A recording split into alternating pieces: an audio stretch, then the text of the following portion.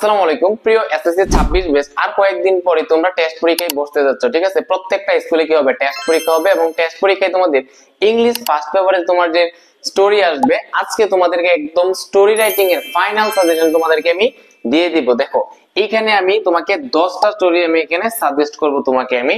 দেখো এই স্টোরি যে আমি এখানে সাজেস্ট করব তোমাকে, আমি কিভাবে করছি না, প্রিভিয়াস ইয়ারে তোমাদের বিগত বছরগুলোতে যে স্টোরিগুলোতে সর্বাধিকবার বিভিন্ন বোর্ডে এসেছে এবং যে বিভিন্ন নাম করা যে বাংলাদেশি স্কুলগুলো আছে, ওই স্কুলগুলোতে যে স্টোরিগুলো আসছে ওইগুলো অ্যানালাইসিস করার ভিত্তিতে 10টা স্টোরি তোমাকে আমি আজকে সাজেস্ট করব। আমি তোমাকে গ্যারান্টি দিচ্ছি ভাই, তুমি বাংলাদেশের যে স্কুলেই পড়ো না কেন, তোমার যে টেস্ট পরীক্ষা হবে ওই টেস্ট পরীক্ষা দেখবা এই 10টা থেকে একটা স্টোরি তুমি কমন পেয়ে যাবে। ইনশাআল্লাহ তুমি কমন পাবাই। ইভেন শুধু যে তুমি টেস্ট পরীক্ষার স্টোরি গুলো কমন পাবা এরকম না, তোমরা তো আর কয়েকদিন পরে তোমার 26-এ তোমরা কি দিবা, ফাইনাল পরীক্ষা দিবা। এসএসসি 26 যারা আছে 26-এ তোমরা ফাইনাল পরীক্ষা দিবা। ওই ফাইনাল পরীক্ষার মাঝেও স্টোরি রাইটিং থেকে যে স্টোরি গুলো আসবে এই 10টার ভিতর থেকে আসবে ইনশাআল্লাহ, ঠিক আছে? তার মানে তুমি আজকের এই ভিডিওটা দেখলে তোমার টেস্ট পরীক্ষার মধ্যে যে স্টোরি আসবে এটাও তুমি কমন পাবা। ইভেন তুমি যে ফাইনাল পরীক্ষা দিবা ওই ফাইনাল পরীক্ষার মধ্যে যে স্টোরিটা আসবে ওইটাও তুমি এখান থেকে কি করবা, কমন পেয়ে যাবা। সো তুমি বুঝতে পারতেছো আজকের এই ক্লাসটা কতটুকু গুরুত্বপূর্ণ তোমার জন্য। সো দেরি না করে চলো শুরু করা যায়। দেখো প্রথমে আমি 10টার মধ্যে টপ 1-এ যেটা রাখছি আমি, সেটা হচ্ছে বাইজিৎ ডেভোশন টু হিজ মাদার। এই যে বাইজিৎ ছিল না, বাইজিৎ যে তার মার প্রতি যে একটা ভক্তি ছিল, ওই ভক্তির যে কাহিনীটা, এই স্টোরিটা আমি প্রথমে রাখছি আর কি। এই স্টোরিটা তোমরা সবাই জানো, আমি স্টোরি ব্যাখ্যা করলাম না, এই স্টোরিটা সবাই জানো। তাহলে 1 নম্বরে আমি রাখছি কোনটা, বাইজিৎ ডেভোশন টু হিজ মাদার। এখানে ডেভোশনের জায়গায় দিয়ে মানে থাকতে পারে ডেভোশন, বাইজিৎ লাভ টু হিজ মাদার, তুমি যেটাই দাও। 2 নম্বর যেটা রাখছি, দা অনেস্ট উড কাটার, সৎ কাঠুরিয়া। তোমরা জানো এই কাহিনীটা, একজন সৎ কাঠুরিয়া ছিল। একদিন তিনি কাঠ কাটার সময় পিছলে যায় সেই কোঠারটা বা কোরালটা পানিতে পড়ে যায়, হ্যাঁ, একটা নদীতে পড়ে যায়। তখন সে তো কান্না করতে থাকে। সাডেনলি একটা কি আসে, পরি আসে, এবং পরি আসে তাকে বিভিন্ন স্বর্ণের রূপার বিভিন্ন ধরনের কোঠার তাকে অফার করতে থাকে, কিন্তু সেগুলো সবগুলোকে তিনি কি করে দেয়, নাকচ করে দেয়। এবং ফাইনালি যখন তার যে আসল যে কোঠাটা নিয়ে আসে তখন সে বলে যে হ্যাঁ এটা হচ্ছে আমার কোঠার। তো এই কাহিনীটা তোমরা সবাই জানো যে দা অনেস্ট উড কাটার, এবং হচ্ছে যে পরীটা ছিল, পরীর কাহিনী। 3 নাম্বার যেটা রাখছি সেটা হচ্ছে ইন্ডাস্ট্রি ইজ দ্য কি টু সাকসেস, পরিশ্রমী হচ্ছে কি সৌভাগ্যের চাবিকাঠি, তাই না? তো এটা হচ্ছে মূলত যে রবার্ট ব্রুসো আছে না, রবার্ট ব্রুসো হচ্ছে তোমার অনেকবার 6-7 বার তিনি কি করেন, সে তার যুদ্ধে তিনি হেরে যায়। পরে শেষে একটা গুহায় আশ্রয় নেওয়ার পরে তিনি একটা মাকড়সা দেখেন। মাকড়সা অনেকবার একটা গুহায় ওঠার চেষ্টা করে, কিন্তু বারবার সে ব্যর্থ হয়। কিন্তু আলটিমেটলি শেষে 7ম বার সে তার চেষ্টায় সে কি হয়, সফল হয়। এবং ওইখান থেকে সে মোটিভেটেড হয়ে তিনি তার আবার যুদ্ধে যায় এবং সেই শেষবারের মতো তিনি কি হয়, সফল হয়। এই যে রবার্ট ব্রুসোর কাহিনীটা আছে না, যে পরিশ্রম করার মাধ্যমে তিনি শেষে কি হয়েছে, সফল হয়েছে। এই যে ইন্ডাস্ট্রি ইজ দ্য কি টু সাকসেস, এটা তোমাকে আমি রাখছি 3 নাম্বারটা। এটা খুবই খুবই ইম্পর্টেন্ট। এটা আমি তোমাকে বলতে পারি হ্যাঁ 3 স্টার দিয়ে রাখো, এখানে কি রাখো 3 স্টার, আর এটা তুমি 5 স্টার দাও, এটা 5 star. R the honest would কাটার এটা তুমি 2 স্টার দাও, ঠিক আছে? তাহলে 3 নাম্বার যেটা, ইন্ডাস্ট্রি ইজ দা কি টু সাকসেস, পরিশ্রমী হচ্ছে কি সফলতার চাবিকাঠি। 4 নাম্বার যে স্টোরিটা, dress does not make a man great, পোশাক হচ্ছে একজন মানুষকে কি করে না, বড় করে তোলে না।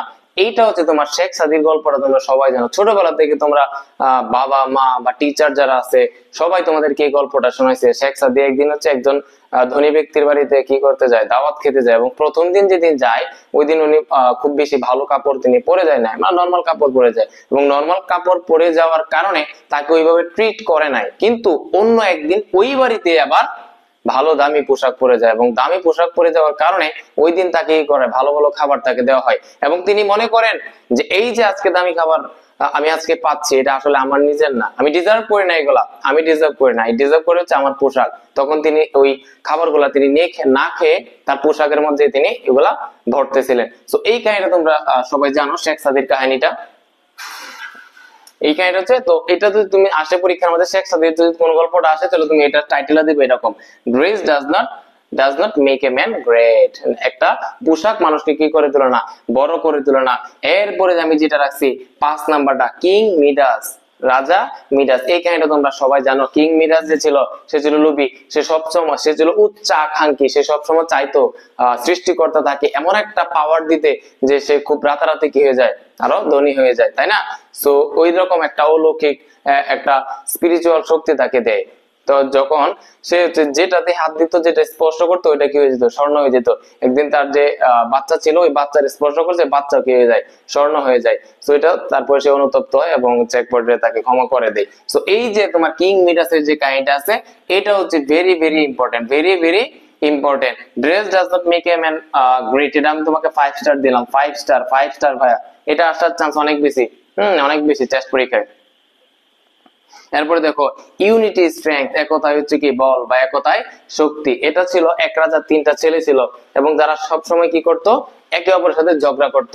তো একদিন কি করলো, তাকে একটা লাঠির বোঝা দিছে, বোঝা দেওয়ার পরে বলছে যে এটা ভাঙো। কিন্তু সবাই মানে একজন একজন চেষ্টা করছে, কিন্তু কেউ কি করতে পারে না, ওই লাঠিটা ভাঙতে পারে না। কিন্তু যখনই হচ্ছে কি প্রত্যেকেরই একটা একটা করে লাঠি দিছে, তখন সবাই কি করতে পারে, লাঠিটি ওই বোঝাটা কি করতে পারে, ভাঙতে পারে আর কি। তার মানে এখান থেকে এটা একটা জিনিস যে বোঝা যায় আমরা, যে আমরা যদি এককভাবে কাজ করি তাহলে কি করা যায় না, আমরা একটা কাজে সফল হতে পারি না। কিন্তু আমরা যদি একতা হই, আমরা সবাই যদি ইউনাইটেড হই, তখন হচ্ছে আমরা যে কোনো কাজ কি করতে পারি, ইজিলি করতে পারি, তাই না? তো এটা ছিল তোমার কোনটা, যে ইউনিটি স্ট্রেংথ, একতাই বল বা একতাই শক্তি, এটাও তোমার ইম্পর্টেন্ট আছে। এরপরে who is to bell the cat, মানে বিড়ালের গলায় ঘন্টা কে বাঁধবে। জানো একজন ব্যক্তির ঘরের মাঝে তোমার কি ছিল, পুরো মানে ইঁদুরে ভরপুর ছিল, ইঁদুরে প্রচুর উপদ্রব হতো, যেখানে যাইতো ঘরের প্রত্যেকটা জায়গায় ইঁদুরে সমস্যা করতো। তো এক পর্যায়ে ওই ঘরের মালিক তিনি বাধ্য হয়ে একটা বিড়াল নিয়ে আসে, এবং বিড়াল নিয়ে আসলে যখন ইঁদুরে রান্না করতো, ইঁদুরে সমস্যা করতো, তখন বিড়ালে কি করতো, ওটা ধরতো, ধরে খায়া ফেলতো।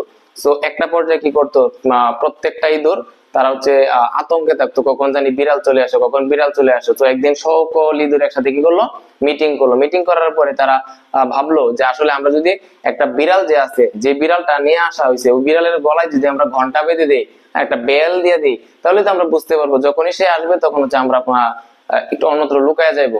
তো সর্বশেষে একজন বিজ্ঞ ইঁদুর যে ছিল, সে দাঁড়াইছে, দাঁড়ায় বলতেছে, ঠিক আছে তুমি একটা প্রস্তাব দিছো, এটা ভালো, কিন্তু আসল কথা হচ্ছে এই যে বিড়ালের গলার মাঝে ঘন্টাটা বাঁধবে এটাকে, তুমি একটা পরামর্শ দিছো, ঠিক আছে, কিন্তু it is easy to say but difficult to do, বলা কঠিন, বলা সহজ কিন্তু করাটা কঠিন। কিন্তু বিড়ালের গলায় ঘন্টাটা বাঁধবে কে, এটা আসলে কঠিন না? তো এই কাহিনীটা তোমরা সবাই জানো, যে who is to bell the cat, যে বিড়ালের গলায় ঘন্টা বাঁধবে কে। Where there is a will there is a way, মানে ইচ্ছা থাকলে কি হয়, উপায় হয়। এটা হচ্ছে তোমার একটা কাকের কাহিনী। কিসের কাহিনী? ক্রো, কাকের কাহিনী। একদিন একটা কাক ছিল কি তৃষ্ণার্ত ছিল, সে এখানে সেখানে ঘুরে বেড়াচ্ছিল পানির সন্ধানে, কিন্তু পানি পাচ্ছিল না। পরিশেষে একটা কি পায়, একটা জার পায়, একটা কলস পায়, কিন্তু ওই কলসের পানিটা ছিল একদম তল দেশে। তো সে তখন অনেকবার চেষ্টা করলো তার ঠোঁট দিয়ে পানিটা পান করার জন্য, কিন্তু সে করতে পারে নাই। যখন হতাশ হয়ে চলে যাচ্ছিল, তখন দেখলো কলসের পাশে কি ছিল, কতগুলা নুড়ি পাথর ছিল। সে তখন সে কি করলো, একটা প্ল্যান করলো। প্ল্যান করার পরে সেই নুড়ি পাথর গুলো একটার পর একটা ওই কলসের মধ্যে সে ফেলতেছিল, এবং পানিটা আস্তে আস্তে উপরে আসে, তখন সে পানি পান করে চলে যায়। তার মানে এখান থেকে আমরা একটা জিনিস বুঝতে পারি, আমরা যদি কোনো কিছু ইচ্ছা করি, তখন সেটা কি হয়, একটা না একটা উপায় বের হয়ে যায়। যেমন এই গল্পটার যে টাইটেল, যেটা নাম হচ্ছে where there is a way there is a way, ইচ্ছা থাকলে উপায় হয়। এটা কাকের কাহিনীটা। 9 নাম্বার যেটা, ট্রুথফুলনেস অফ হযরত আব্দুল কাদের জিলানী। তোমরা জানো হযরত আব্দুল কাদের জিলানী বাগদাদে তিনি শিক্ষার উদ্দেশ্যে রওনা দেয়, এবং যাওয়ার আগে তার মা কি করে, তার পিঠের মাঝে একটা স্বর্ণের কয়েন দিয়ে একটা কি করে, সেলাই করে দেয়। তো যাত্রা পথে তাকে একদল কি ধরে, ডাকাত ধরে। ডাকাত ধরার পরে তাকে বিভিন্ন জিজ্ঞাসা করে যে তোর কাছে আছে কিছু। প্রথমে হচ্ছে ধরে, দলে দেখে যে কোনো কিছু পায় না, তখন ছাড়ে দেয়। একটু পরে তখন ছেলে আবার আব্দুল কাদের জিলানী আবার ডাকাতের কাছে আসে, এসে বলে যে আপনারা তো ভুল করতেছেন, আমার পিঠে তো স্বর্ণের কয়েন আছে। তখন ওই ডাকাতরা তো অবাক হয়ে গেল, হ্যাঁ, যে কি একটা ছেলে, সে আসলে কত সত্যবাদী, তাই না? তো তখন তারা হচ্ছে ওই ছেলেটার কথায়, ছেলেটার সত্যবাদিতা তারা হচ্ছে অনুপ্রাণিত, এবং এক পর্যায়ে তারা তাদের যে ডাকাতি, যে ওই ডাকাতিটা তারা ছেড়ে দেয়। তো এইটা ছিল আব্দুল কাদের, হযরত আব্দুল কাদের জিলানী, তার যে ট্রুথফুলনেস, তার যে সত্যবাদিতা, এটাও ইম্পর্টেন্ট আছে।